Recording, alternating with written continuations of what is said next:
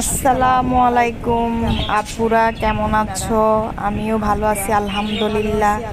তোমাদের সাথে আজকে কিছু বাজার শেয়ার করার জন্য চলে আসলাম।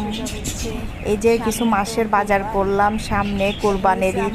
জিনিসের দাম এতই বাড়বে, নাগালের বাইরে। আসলে আমরা মধ্যবিত্তরা কষ্ট হয়ে যায়। মধ্যবিত্তদের যত কষ্ট মধ্যবিত্তদের, যাদের আছে আলহামদুলিল্লাহ তারা তো কোনো সমস্যা হয় না। তো যাই হোক, অল্প এই যে মশারির ডাল, চাল, চিনি, চা পাতা, দুধ, তেল, রসুন, পেঁয়াজ, আদা, মানে 1 মাসের অন্তত পক্ষে একটু চুপ থাকা যাবে, বা যাদের দামের গতি বাড়বে তাদের সাথে আমাকে দৌড়াইতে হবে না, এই আর কি।